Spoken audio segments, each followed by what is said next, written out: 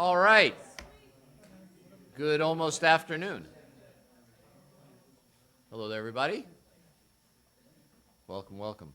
I'm Aaron Bobick. I have the honor of being the Dean of the McKelvey School of Engineering, and I want to welcome all of you to this is our fourth annual McKelvey Engineering Emerging Leader Award celebration. It's interesting, this morning I was at an event called Hire WashU, which we connect with employers, et cetera, and the new Dean of Social Work went before me, and she said that the Brown School is going to be celebrating their 100th anniversary. And I thought, that's really great. Well, we were founded in 1857. So I said, you do the math, and it's a little bit more than 100. So we've been doing a lot of things for a long time. We've only been the McKelvey School of Engineering since 2019, when Jim McKelvey graciously gave a significant gift that allows us to just reach more students and do more. The reason I mentioned that is, though, we've only been doing this for 4 years. Right? This is our fourth one, and it is something that we've embraced. Many of you have participated in, attended, maybe even received some of our Alumni Achievement Awards. And our Alumni Achievement Awards have been going on for, where's Abe? Abe must be in the room somewhere. Abe, how long have we been doing Alumni Achievement Awards? 1974. So it means it took us 117 years to figure out how to do that. But those awards sort of celebrate people's careers, but typically towards I'll say the end of their career, or sort of the finishing of some big stage of their career. And a few years ago, we decided to also celebrate people who are, well, as it says, emerging leaders. And it's really a delightful and different kind of event. So thank you all for being here. Some of you are also here for Reunion Weekend, so it's great that you're here to attend that as well. As you know, as an engineering school, we have two fundamental outputs. One is knowledge, right? We aspire to discover the unknown, we solve significant problems, and we try to translate insight into impact. But the other primary output is our people. We educate students, and then, frankly, we unleash them on the world.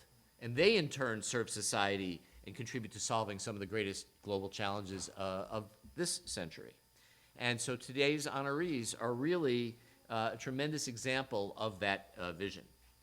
The Emerging Leader Awards honor recent, for some definition of recent, alumni of the McKelvey School of Engineering who exemplify a variety of leadership, service, typically through scientific excellence and/or innovation.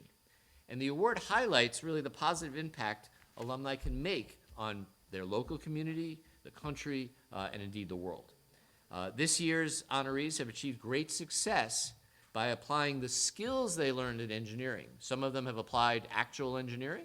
Some of them have dramatically applied the ability to be fearless and to solve a problem no matter what the problem is. And they've applied that in fields ranging from healthcare, technology, and policy. Joe Beggs, Vanu Ganesh, Maisie Mahoney, and Jennifer Sistel-Gall. Those are our 4 honorees. All of them exhibit this dedication to excellence, and they represent WashU's commitment to preparing leaders who not only lead meaningful lives, but are really examples to those who follow them. 2 quick things before we get to the award ceremony, just a little bit of updates, since some of you are back for a while and some of you haven't visited since, et cetera. So we're still at about 1,500 undergraduates, which is a growth from 15 years ago, but been pretty constant over the last 4 or 5, almost a decade actually, at that level. We have a little bit more because of dual degree. What has grown is our graduate programs. We have about 800, 900 master's students, mostly full-time. And the biggest change, even from when you guys were here, right? Because back, I happen to know, in 2015, we had about 375 PhD students. This year, we have 592.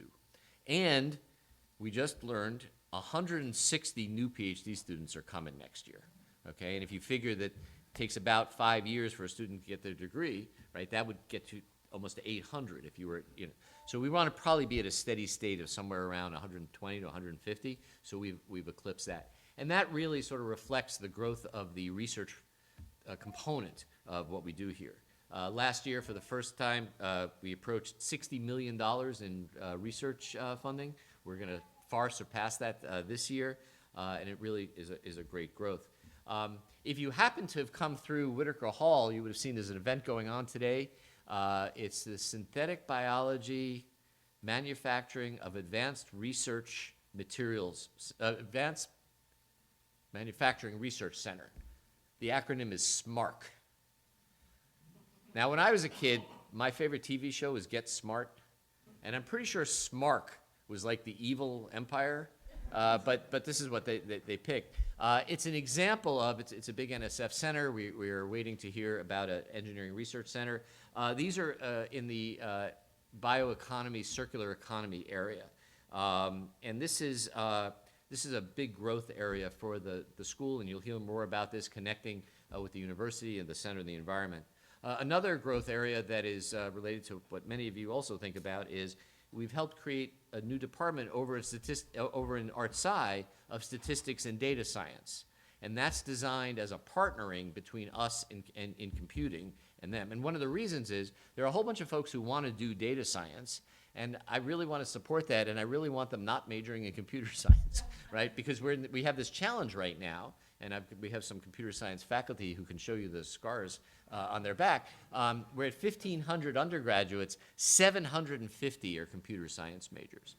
And that's actually not healthy, right? It's fine for computer science, although they're dying over there, but what it means is we have a bit of a shortage of double E's, MECs, ChemEs, environmental engineering, and others. So we're trying to rebalance that. So that's a little bit of sort of where the school has evolved.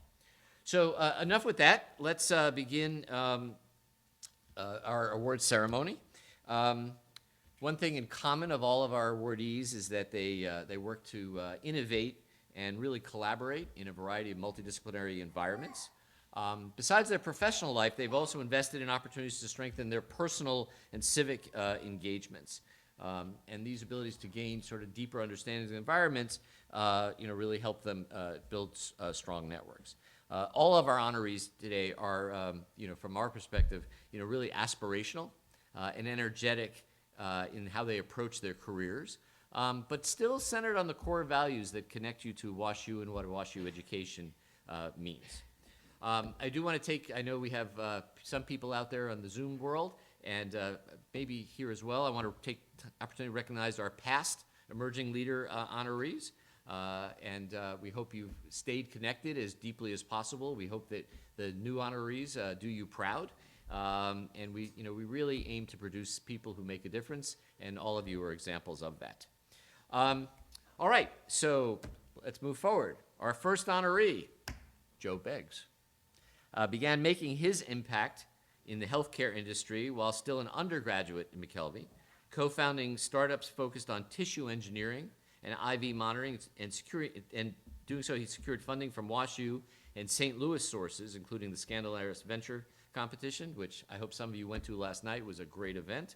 The Engineering Discovery Competition, the Global Impact Award, and Arch Grants. In addition to graduating from both WashU and Grinnell through the dual degree program and establishing his startups, Joe was also involved in several organizations as a student. His dedication and contributions were recognized with the Spirit of Entrepreneurship Award given by the Department of Biomedical Engineering.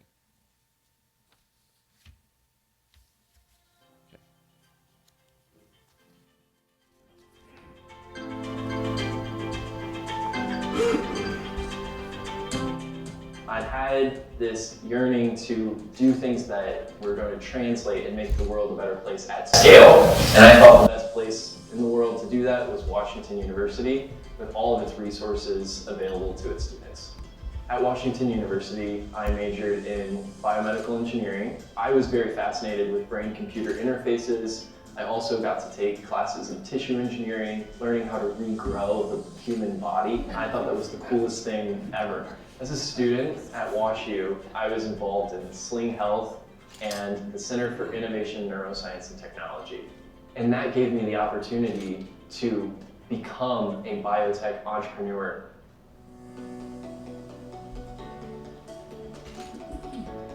At Hive Medical, we're building sensors for IV ports that monitor their usage so we can find patients who are missing their doses, or we can find other medication errors, and we can present this data to clinicians. That allows them to intervene and prevent these problems from escalating into poor clinical outcomes. The idea for Hive actually originated from a conversation that I had with a physician through Sling Health.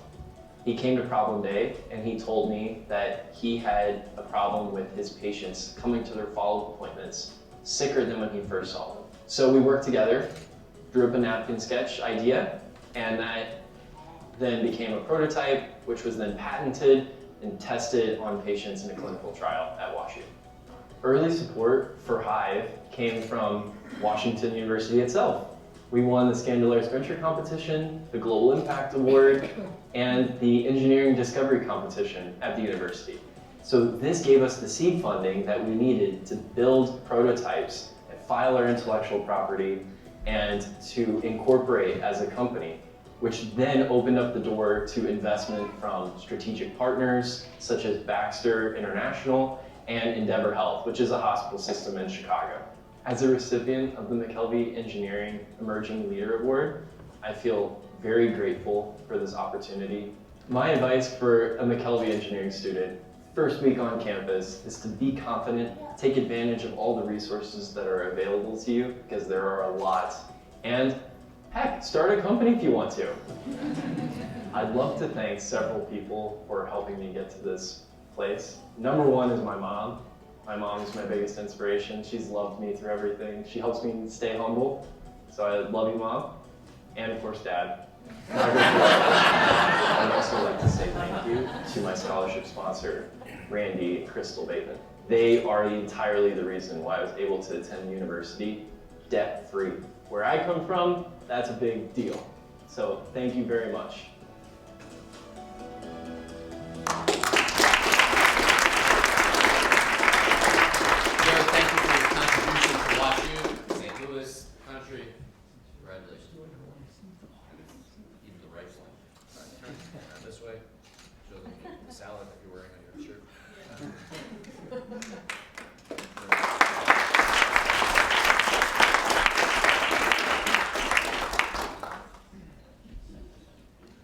Comedian who's fallen out of favor, so I won't really talk about his name. He used to do this bit where he'd say that, when Dad has a son who's growing up and he starts playing football, he takes him to the 4-year-old football and he works with him in the backyard, and then they start playing in middle school, and then he takes a peewee and he has to drive them all around the country and help him work with the high school folks and then work with the college recruiters, etc. And then finally, kid makes it to big time. The dad's like taking him everywhere, and the guy makes it to big time college football. So big that he actually gets on TV. And so what does the kid say? Hi, Mom.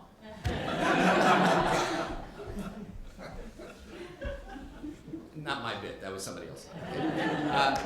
The new Ganesh makes an impact in operations across many industries through his expertise in things of optimization of generative AI and of data analytics. Through his commitment to technological processes, he's contributed to improvements in the commercial, healthcare, and government sectors, including playing a pivotal role in the White House's COVID-19 response and improving operations for the New York City Metropolitan Transportation Authority. The New has long been committed to improving organizational improvements, utilizing such technological advances. In fact, those of you who ever take the WashU Circulator, I believe you helped create that Circulator app while as an undergraduate. He was also a teaching assistant for several computer science courses and was involved in Student Union, Diwali and Carnival, and Upsilon Pi Epsilon. The New remains engaged as an alumnus, as a member of the Alumni Board of Governors, and the McKelvey Engineering National Council.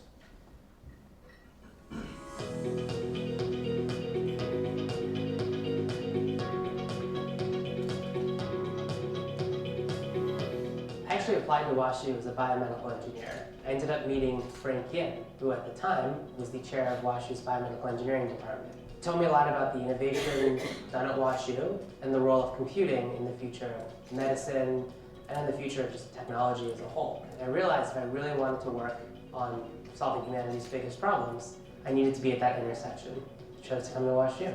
WashU offers so much, and I had an opportunity to do so much. I was involved with WashU Student Union, Diwali, and Carnival, a Student Technology Advisory Committee. The parts that I was most proud of, though, were my engagement with UPE, Upsilon Pi Epsilon, which is the computer science honorary, and a lot of the teaching assistant experience that I had. At WashU, many students pursue student activities, they pursue different cultural events. I had the opportunity to do both, as well as really become an instructor at WashU.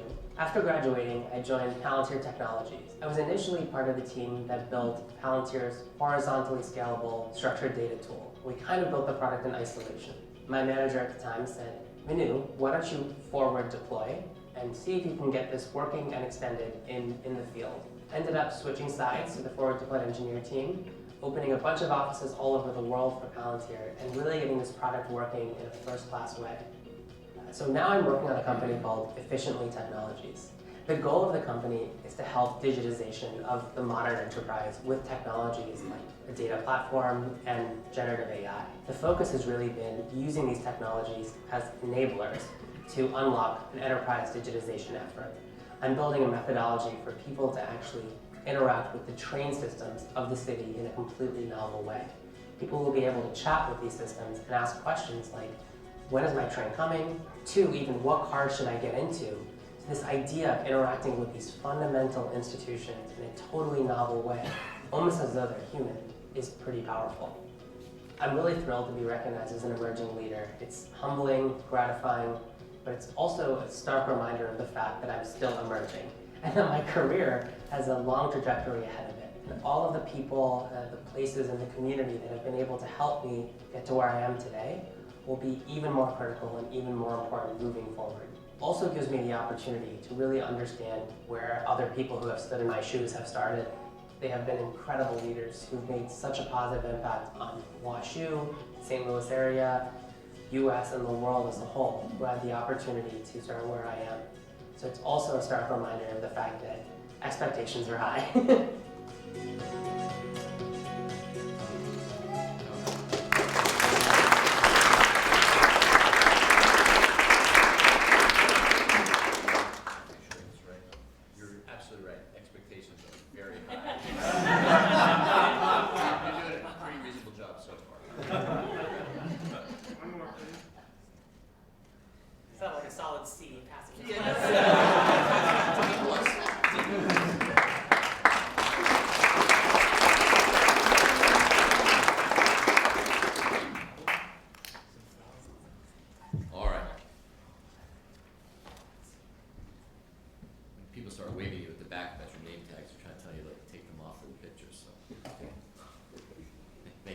Never could have done with that. There you go. You know,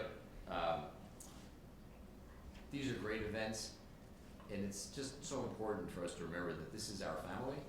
And so, you know, there's a certain formality to it, but there's also a certain informality to it. And I think that's kind of how we roll here at McKelvey. So our next honoree, Maisie Mahoney,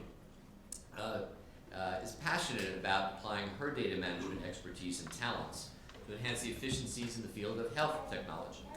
Her contributions have been both a regional and global scale as she navigates highly regulated environments and complex processes.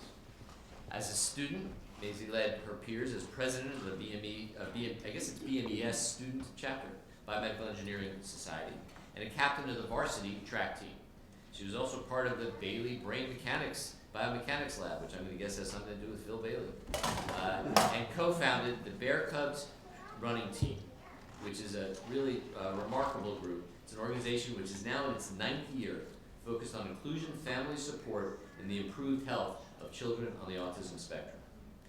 Maisie remains active as an alumna, serving as a mentor in the Women in Engineering Leadership Society, the Women in Engineering Center in general, a member of the Alumni Board of Governors, and a sponsor of the Mahoney Schluter Scholarship.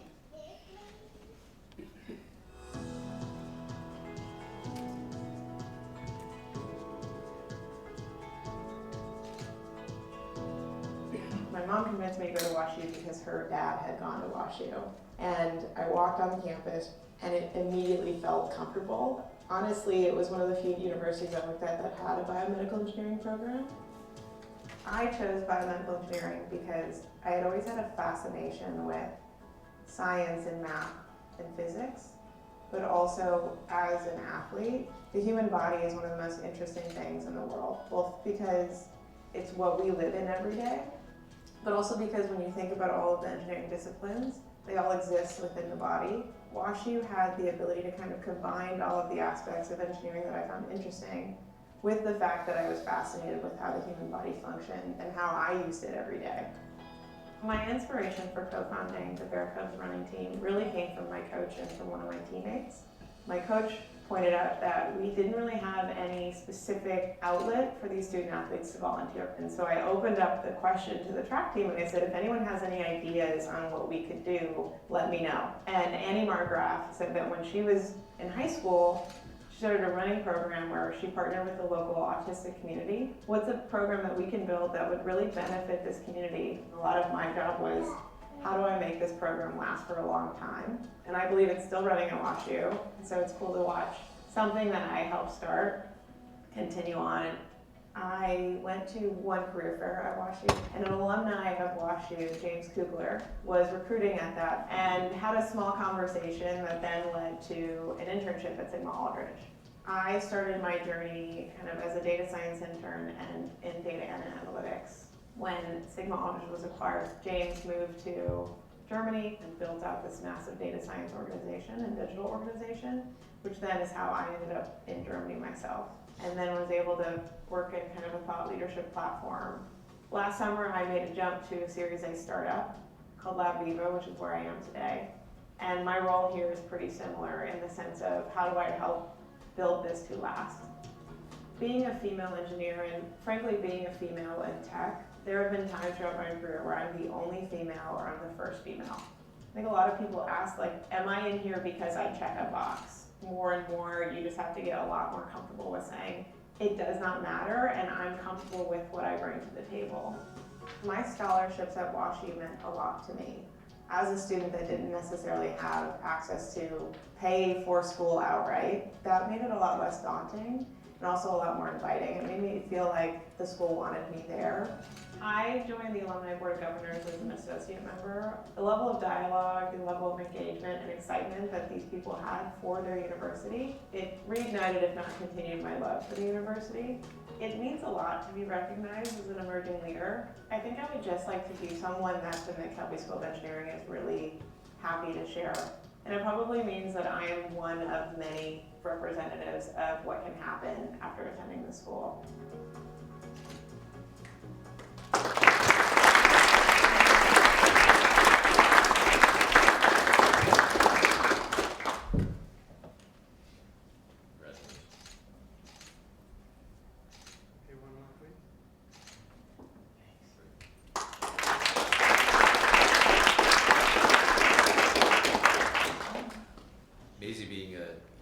Recent graduate was here when we really made the push to make women in engineering a thing, and it continues to grow and get involved.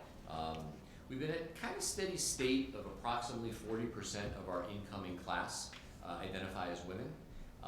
One of the things that's been shifting is one of the reasons that number used to be high was it used to be that biomedical engineering used to be 30 or 40% of our incoming class. And BME has always had a better gender balance than some of the other. Well, BME is now only about 25% or so, and we're still at 40% coming in being folks who identify as women. And that just represents an increase in people across the engineering disciplines. One of the things that's important, and I think Maisie connects with this, is that our women in engineering, so we're close to having 50% women in engineering. And when we're at 50%, we're still going to have a Women in Engineering Center. Because the challenges that in our current world that are faced by women in the engineering world and the tech world require thinking about resilience in ways that are different. And so Christine Diermont, if you're out there listening, runs our center, and that focus is on that. And I'm pointing that out because if it's something that folks want to connect with and provide support to, it's a great opportunity. By the way, Denise says hello. All right. Ready? All right. Our final emerging leader Jennifer Sistogal, is dedicated to improving health outcomes for all. Her experience driving healthcare policy forward through both innovation and collaboration has resulted in more equitable support, often across an inequitable sector, most recently focusing on the well-being of pregnant and postpartum folks on Medicaid. While at WashU, Jennifer represented her peers as a student speaker for the Congress of the South 40 and the McKelvey Scholars in Engineering. She worked in the admissions office, served as a teaching assistant for health economics and policy, and was a member of the Chimes Junior Honorary, Alpha Phi, and the Student Union.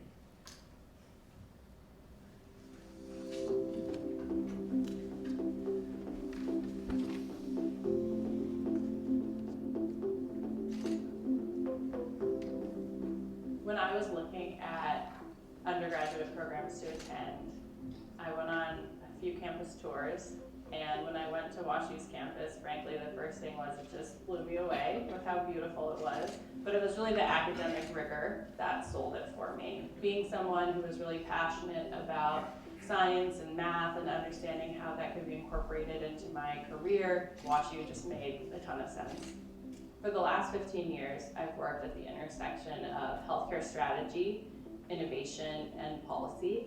And it all started at the WashU Career Center, which I used for recruiting to land my first job with Accenture. I started in Washington, D.C., and I got to work on different public and private consulting projects. I was there on the ground floor working with these standards development organizations to define basic concepts for how these proprietary systems would be talking to each other. So going back to my time at WashU, I didn't even realize how foundational the core concepts in computer science and some of those required courses would be. If I think about, my coursework in systems engineering, my coursework in Olin Business School, and then what I eventually did in my public health degree, those threads allowed me to solve those complex problems.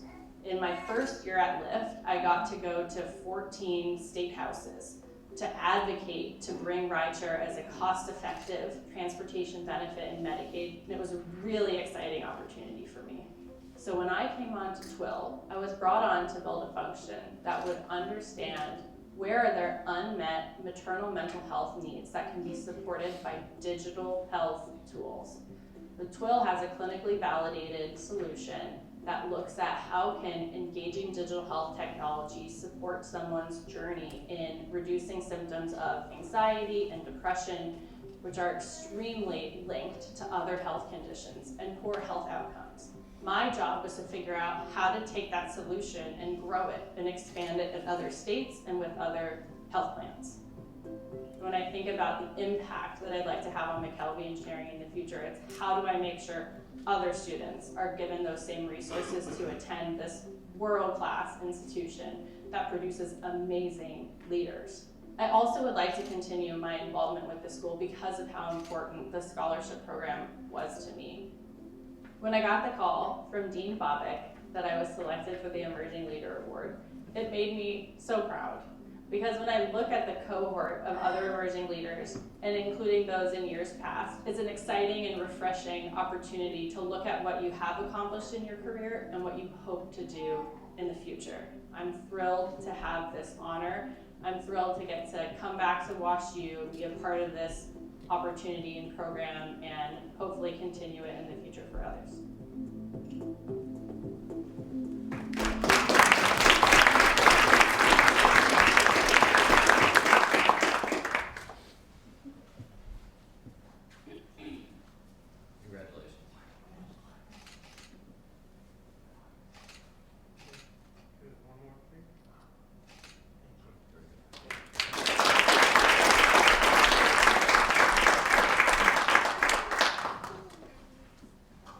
This morning when I was at the Hire WashU event, I was talking to folks about why they might want to employ WashU students.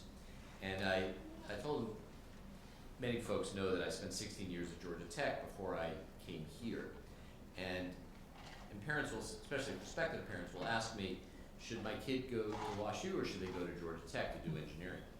And I typically use the same example. So we're about 110 tenure track faculty at McKelvey Engineering. At WashU, mechanical engineering on its own is now up to 117, I think. mechanical engineers. So if you study mechanical engineering at Georgia Tech, you will take some great classes from some great faculty with a lot of great mechanical engineering students, and you might never meet anyone who's not like you. That never happens at WashU. At WashU, you spend a lot of time with people who are not just like you. And one of the things that does is it causes us to produce not just great engineers, but people who know how to interact with other people and then become leaders within their community. And I think our Emerging Leader awardees today represent that in spades. So congratulations all again. All right, and now to the next part of our program. It's my pleasure to introduce our moderator for the honoree panel, Associate Dean Chris Kroger. He's the Associate Dean of Undergraduate Student Services for McKelvey Engineering. Chris and his team, another true story. This morning I walk into the event at Higher WashU, and there's a woman there who I guess has recently started. She said, "Oh, are you here for the event?" I said, "I'm the Dean of Engineering." She said, "Oh, you're Chris Kroger." But to the students, it's Dean Kroger because he's really that face to the undergraduate students. He's been doing this for a while. He's part of our leadership. And I do want to say that there's a particular award, the Gloria White Distinguished Service Award, that's given to only one individual across the entire university every year. And it's a pretty big deal. And I'm going to guess that there's only one Gloria W. White awardee in the building at the moment. Is that right? And it'd be Chris Kroger. So Chris.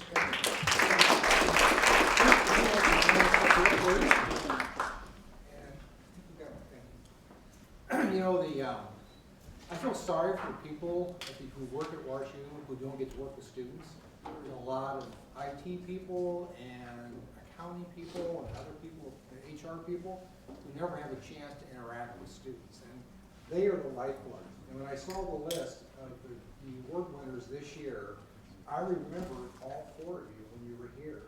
And I was not surprised at all to see your names on that list. So congratulations, one and all. So, and Joe, we go back a long ways. I remember meeting with you when you were at Grinnell, because Grinnell was one of our dual degree schools, and I go to Grinnell every year and visit and talk about our program.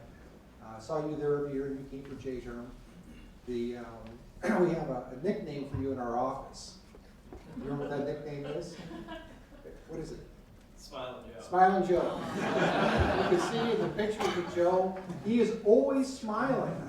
And people in the office would come back from the meeting, they say, "Well, Smiling Joe was here to see you." And I missed him, so we all talk about you that way.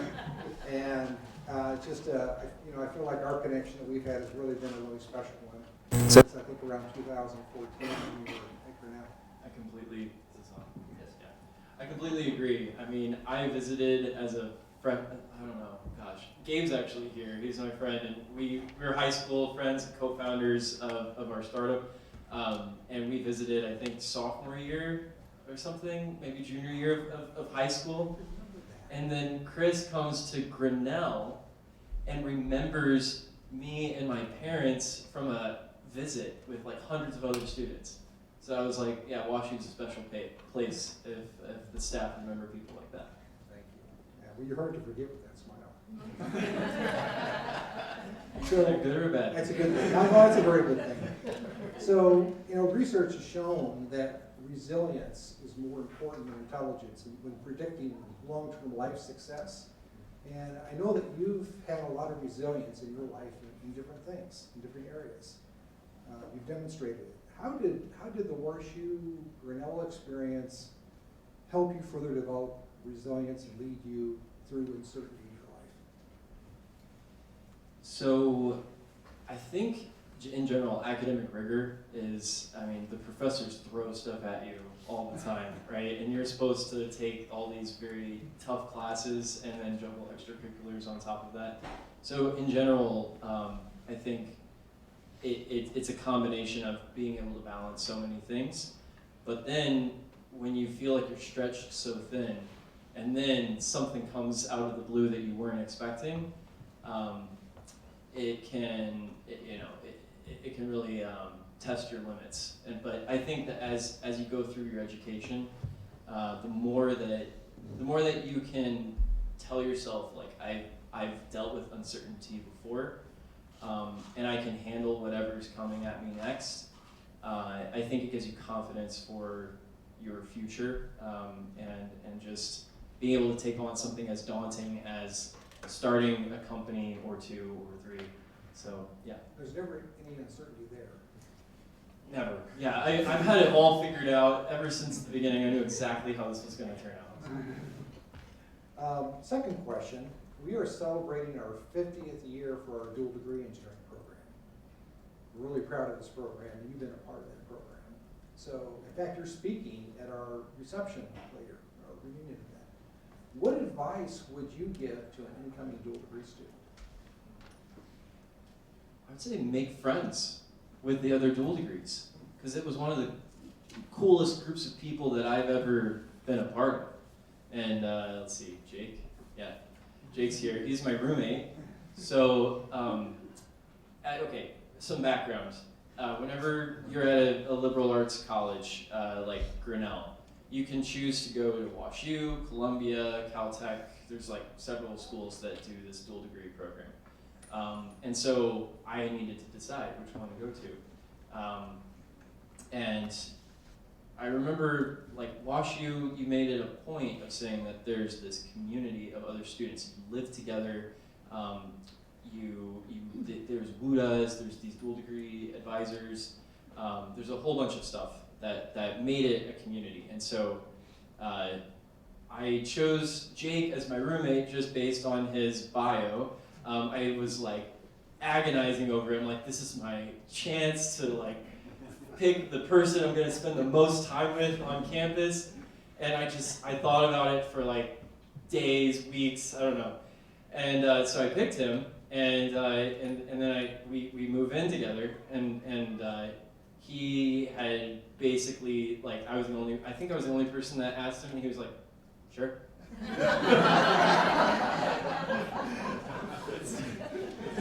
And now we've been roommates now for 6 years, I think.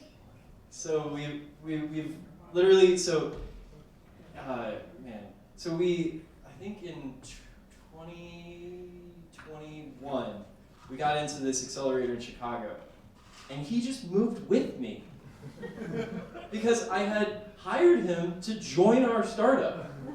So then we come back to St. Louis, and yeah, I mean, that's just, I think, a good example of the type of friendship that, I mean, Jake's gonna be my friend for life, so. Yeah. Thank you. You know what, and a lot of relationship building is tied into entrepreneurship. That friendly disposition, that welcoming face of yours is what allows you to build those relationships going forward and will help you be successful. So it's in your heart and soul of who you are will help lead to that success journey. Thanks, guys. Appreciate that. Anu, I remember you very well when you were a student here. That's a lot of issues.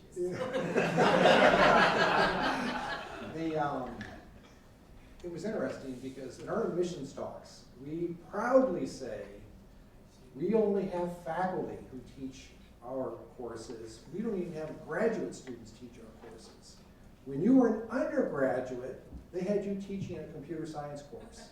So that says something about how they were viewed. I think Roger Chamberlain was officially the instructor on record in courses. I made every class.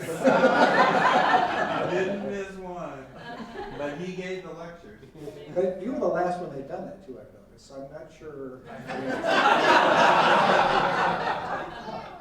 You're actually involved in a lot of stuff while you're here. And, you know, what really sticks out to you as the most impactful in terms of helping you get to where you are today from your experiences here? Well, because you started with that example, I'm going to have to pick it. During my first ever national council meeting, Aaron asked, what makes a WashU engineer? And I promise this isn't rehearsed, but WashU engineers, to me, they have the grit to approach incredibly complicated technical problems and the poise to explain the solutions in an accessible way. And I think one of the, especially with Ron and Roger here in the audience, one of the luckiest opportunities I had was to get in front of a room of students and have to explain technically complicated concepts to people who definitely smarter than me and who had to, understand what I was saying enough to take pretty difficult exams, which I also wrote. But to me, it was just getting in front of people, being able to explain concepts and ideas prepared me in an unbelievable way to get in front of customers, Palantir, or get in front of large-scale organizations like the MTA and explain how we can actually use modern technologies in fairly novel ways. Thank you. So, I remember you did a study abroad at King's College in London. And how did that experience shape your worldview? Because I noticed that you've actually done some international travel for your job.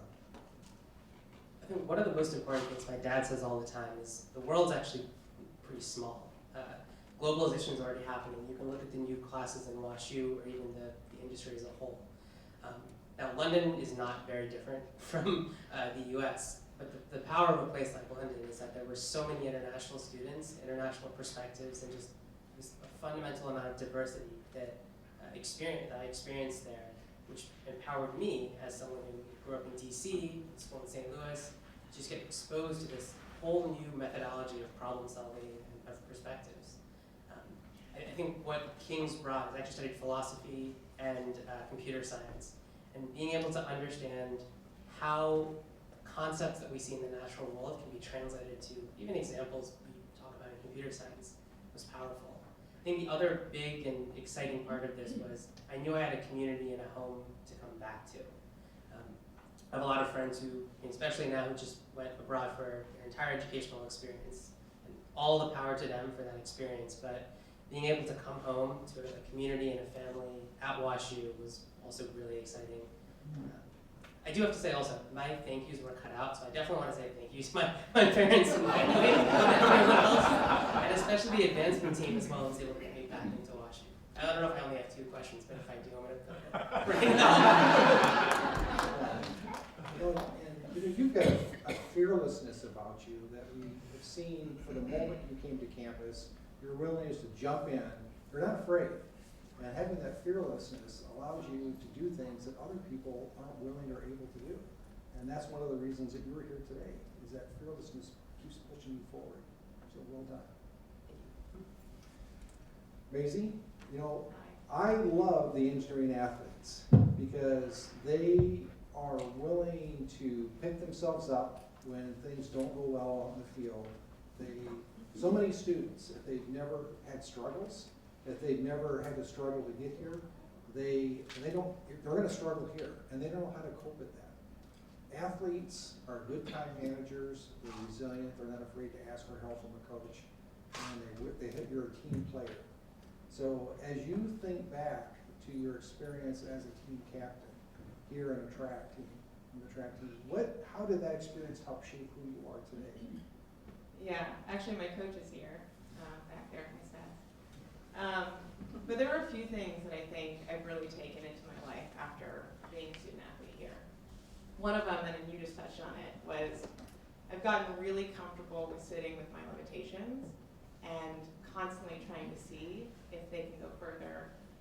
And every time you test your limitation and you're confronted with the fact that it is a limitation, you've got to be pretty comfortable with the fact that that was quote unquote a failure. You're like, okay, how am I going to take that back? Is this really a limitation? Or is it something I can kind of develop further? Which was half of track and field especially, because you're basically trying to go as far, as fast as you can, and consistently you could blow up in a race, and it happens all the time. And as a captain, I had to be one of the most comfortable with it, so that other students felt comfortable. A couple other things was the value of having an army, and I think in that, the value of creating space for everyone to succeed and how it doesn't really take away from the space that we take up. Especially as a captain, I really felt like a steward of the team, and them being successful was the only way that we won as a team. And it really just elevated everyone in the way that we were able to connect around that and hold space for other people's successes without having any reflection on whether or not we were also successful. And it was mentioned that you've also been engaged in research as a student here. How did that experience shape your choices? And Dr. Bailey's also here. It shaped both my career trajectory and how I approach work. In my career trajectory, unfortunately, it made me realize pretty quickly that I don't want to be in a lab. Not because I didn't have a good time, but because it just wasn't for me. But what it did show me is that I'm very motivated by seeing if I can help the people that are asking the big questions get those answers in some way. Whether that's through technology enablements or software or through kind of unblocking access to data. That's always been kind of the receiving end of the work that I'm doing. I think the other thing is there's no judgment in science on kind of being wrong and testing and iterating and changing the way that you think about something because you found new data. And I think we forget that outside of the lab sometimes of, oh, I've learned something new. Actually, I might have been wrong the first time. Or, so I'm so thankful to have been proven wrong because now I know going forward that there's a better way forward. And being around people that can do that and doing that myself is something that I really got from being around researchers and I really value now in the way that I work. You know, you shared with me upstairs in the reception that you're doing triathlons still. Yeah.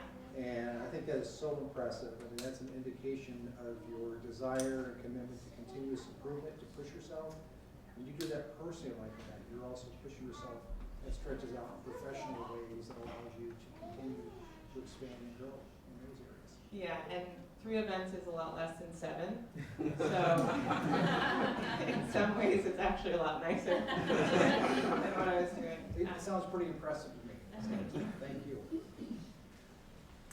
Jennifer, when you were a student here, you had a keen interest in healthcare. I mean, you're deeply involved in healthcare now, but that was the case when you were a student here too. You had an internship over the summer with Ohio Healthcare Systems or something like that, and Ohio Health.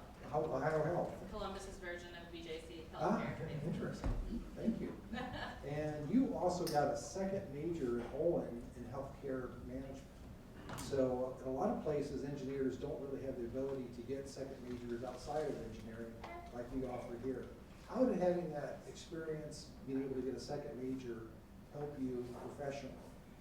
Absolutely, and I think it's important to start with a little bit of context, which is I came in as a biomedical engineer, as a few of us, and it was actually the required course so strategically of the school they make you take the business of biomedical engineering. And I realized this was my favorite class of my freshman year. You know, I came in with a love of math and science and everything technical. I came from a family of healthcare practitioners. So, you know, they say public health practitioners pave the roads and doctors are the car mechanics. And we had a full auto body shop. My mom was a nurse, my grandpa's a general internist, my aunt's a PT, my aunt and uncle are dentists. So it felt like, okay, I always saw the nobility in health and healthcare and wanting to promote that as a kind of a core thread of mine. But when I realized, okay, that business of biomedical engineering class, what I actually was interested in is, well, who's developing these? Who's paying for them? Who gets to access them? Why is the U.S. system so very different from other global systems? And it was the engineering school and my professor, my advisor here in Wakai, who helped me navigate, and that's how I found systems engineering, and that's how I found the second major in healthcare management. So when Olin started that program, you know, I lined up to be one of the first classes who actually got to graduate with that degree. And then it was a course at Olin taught by Dr. Bruce Hall, who's co-appointed in the School of Medicine, Health Economics and Policy, that just foundationally shook my beliefs on things like equity and access and healthcare financing. And so I was able to go to my systems courses, right, on how do I have that systems perspective to think about complex problems, I never even realized all the things that my engineering degree would benefit me. So here I am sitting at my MPH coursework in biostat in the future, and I actually understand the math because of my nonlinear optimization course, right? Or my CS courses very much have helped me with working with every product and dev and eng team I've ever had to work with. So the combination of my engineering courses and my business school courses were super foundational to everything I've done in my academic and professional career. So that flexibility really was the genesis of everything for me. Awesome, thank you. It really ties in what you just said with my second question for you was, what does it mean to you the phrase, think like an engineer, regardless of what situation you're in? Yeah, absolutely. And so on that comment of informality, these are my children in the audience. So as a working mom, you sometimes take notes. So I took a couple notes to make sure I remembered everything I wanted to say. I like to have the new actually phrased kind of what WashU engineers are poised to do. And you know, we are thinking about systematic, iterative processes. I really liked how Maisie and Joe both talked about failure. And how you set up a system, thinking of all your constraints. So sure, I did my coursework in operations research and discrete event simulation, but there I am sitting at Lyft, charged with how do we bring transportation access to a state finance program when it's had a benefit since 1965 that's overcome with regulations that are blocking quality. So in Medicaid, you can't get a ride to your doctor's appointment, the program will pay for it because they're not fulfilling the aims of the program unless they do that, right? But you would have, you know, the picture of like grandma sitting by the side of the road after her dialysis appointment for an hour because the ride wasn't there. And when you don't have an on-demand transportation service, the wait times are high, the quality is really poor. So I had to take policy constraints. In some states we had to run legislation, right? I had to take product constraints because you can imagine every state healthcare program is going to have their own way of creating and running a program. I had to then work internally with Lyft compliance teams who, enrolling and becoming a Medicaid provider, just like a doctor or an OB would become, like that's not normal for a San Francisco tech company. So I led something called, like, if any of you are in healthcare, Lyft enrolling and getting an NPI. So we even had to define a national provider identifier, like a tax code for a rideshare company to enroll like a doctor.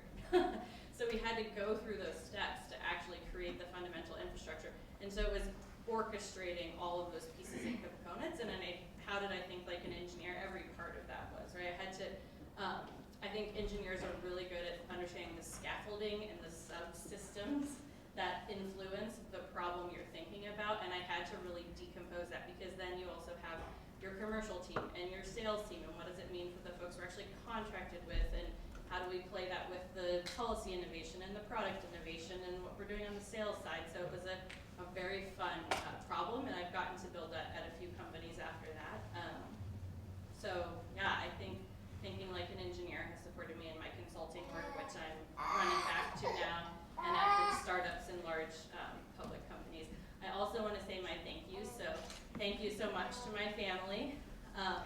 Thank you very much to Hiro as my Professor Kai, as my advisor, and also Greg Sullivan, my scholarship donor, because the scholarship also meant everything to me. So yeah. That's awesome. You know, hearing your response to that makes me think everyone should graduate as an engineer. Yeah, pretty much. It would be a better world. I think you're right. Absolutely. Oh, and so my daughter, who's 3.5, one of her favorite books right now is Rosie Revere, Engineer.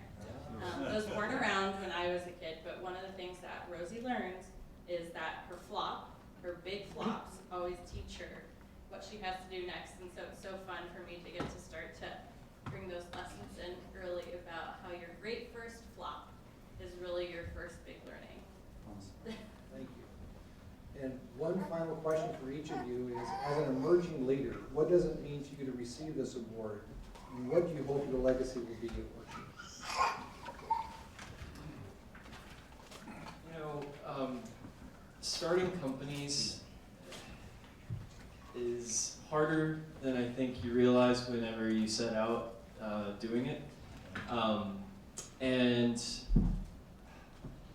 I remember like beginning this whole process, and I knew that failure was like the most likely outcome, and I just wanted to learn something along the way. However, I've been getting these data points along the way that we're onto something, like patent granted, or we win a big grant and we can quit our jobs and start working on the startup full time. And an award like this gives me confidence that I'm onto something and that my team is on something. And I think it's valuable because the confidence is everything. I need to have internal confidence that I can weather. You're talking about the resilience and the challenges. You know, you have to have some data points that you're doing something correctly. So I think that's what this award means to me. It's also, I don't believe that I deserve it. I think that I have so many influences in my life, from my grandparents in the back to my friends to my co-founders, cousin, girlfriend, you know, all these people. I just look around the room and on Zoom too. We have a family group chat of like, I think my mom has 7 brothers and sisters, and there's like 50 first cousins. So obviously we would fill this room if they all came. So hi everybody. But I, you know, it's a reflection of all the people that have influenced me and who have inspired me to go out and pursue my dreams and to have the confidence that I can actually accomplish my goals. And so my legacy, I think, if this can do anything, I hope that, you know, having started these companies while I was an undergraduate, I hope that undergraduates see this and say, oh, I can do that too. That was a great answer. I don't know what to say. Definitely echo some of that. I think it's a stark reminder of the, you mentioned I was fearless, and I think personally I don't feel that way, but it may seem that way because I have such a strong army of people that are supporting me just in any given moment. So for me, the award really represents the accomplishment of a lot of people with a lot more patience to deal with me than I have for anything else. And all I can say is, again, I know Ron and Roger are here, and my parents, family. My wife is unfortunately not able to be here, but there have just been so many people who have been there every step of the way, pushing me to achieve more, and even when things don't always go well, been supportive. And again, you know, kind of the emerging part of this. This used to be called, I think, the Young Leaders Award, and I think I'm not young anymore, so they renamed it. Now it's Emerging Leaders. I'm older than you are. We're now emerging leaders. And so emerging to me is it's a verb, right? There's a process going on. So there's many ways you can go. You can emerge, you can not emerge. I hope no one does not emerge. But if you're able to emerge, it's because there's all this, you know, really backing behind you. For my legacy, I'll say this joke, it's a small audience. Austin and I have been chatting about naming a urinal after me at WashU. Apparently it costs $25,000 to name a urinal after yourself at WashU. Actually, it costs $25,000 for us not to do it. So that's unfortunately not going to be my legacy. But I think the legacy that I really hope is, you mentioned starting companies. I was not that brave, but I had an opportunity when I saw a problem at WashU, which we never knew where the circulator was. And as a computer science student, there's fewer, easier things than writing code. So I hope my legacy is people can look at my story of seeing a problem and actually doing something about it, and inspiring themselves to tackle problems in a similar way. Again, it goes without saying, you guys covered a lot of it. I think when I got the call, or rather the text, of Dean Popick saying, hey, can I ask you for a favor? Like, what favor could you possibly want from me? I don't know. I use the same line. Yeah. Yeah, and I think it's kind of been said already, but when you're constantly striving for more because you've been given opportunities to achieve, and because you've been given resources to achieve, and because you bring some of that yourself, it's hard to remember how far you've come. And this has been a really interesting reminder in building that data point so that when I'm feeling like I don't belong somewhere, I shouldn't be there, I can kind of look to, okay, there are people that have taken the time to let me know that I do belong here and that I have done something. And it also makes me want to go hug my freshman self. And be like, I promise it's going to be okay. You have no idea what's coming. And I do think, though, it is also a reminder of all the people that have came before me and the people that are sitting here with me now. And my grandfather went to WashU, he went to U College, and I think it took him 14 years to finish while he was working full-time and had 5 kids, and then my mom came as the 6th. My grandma's here with me now, but being able to kind of carry on that is very important to me, and hopefully he's paying attention somewhere, and we did it, to some extent. And when it comes to the legacy, it obviously having Bear Cubs last indefinitely would be incredible. I'm amazed that it's done what it's done so far, and it's going to be really cool to see what the students do with it next. But also to remain someone that WashU wants to be associated with means that I've probably lived a life that has the values that WashU really wants their students to have remained relevant to a changing student body that I don't think I could even kind of compete with now. Every time I talk to a current student, I'm just blown away, and I've learned so much. And it also probably means that, not that this is the most important thing, but I've got enough money to be interesting. But I think what it is, for myself, it's also, I'm starting to fund a scholarship. I was a recipient of a scholarship, and ideally, that's also a way I'm able to give back to the university and can hopefully build towards maybe being able to fund a student's entire journey. And that would be incredible for me to be able to do. It's a huge reason why I could even come here.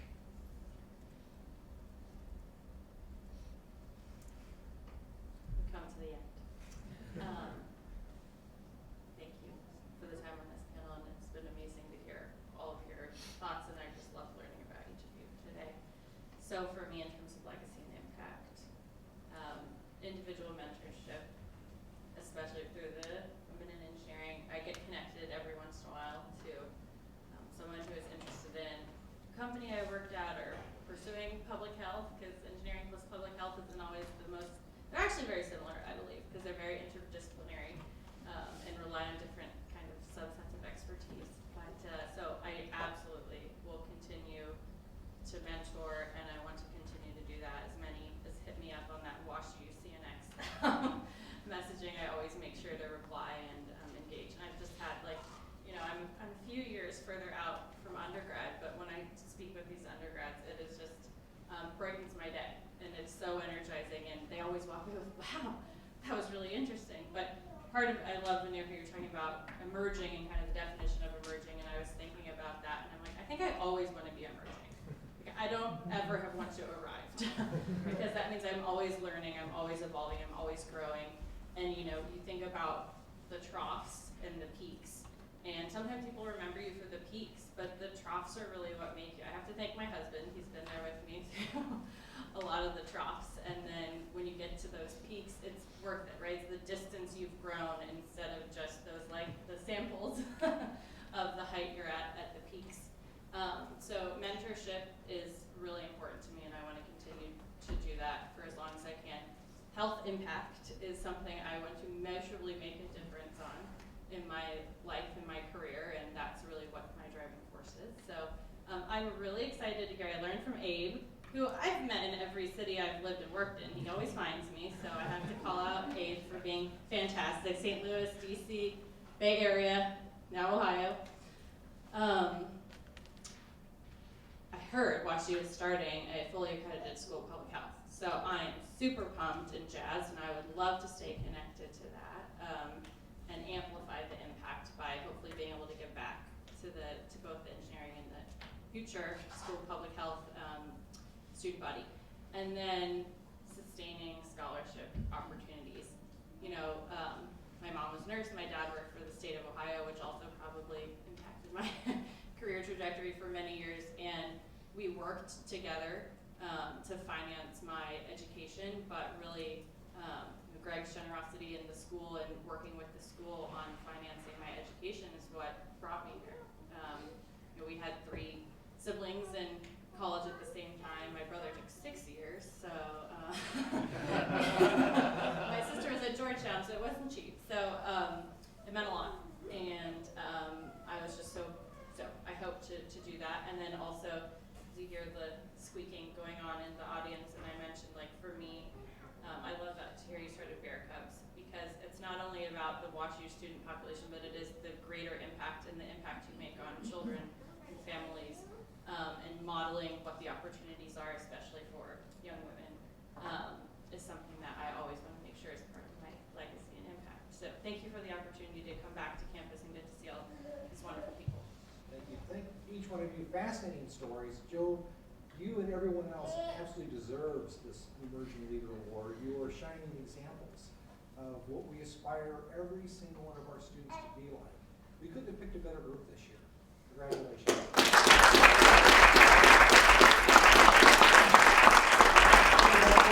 Dean of the McKelvey School of Engineering, Eric Bowick. Thank you. Yeah, Chris just stole my line. Yeah, we make mistakes around here on a variety of things.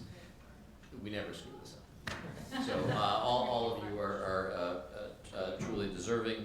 The notion of troughs and peaks, but being engineers, we integrate. And the point is that the integration continues to go up.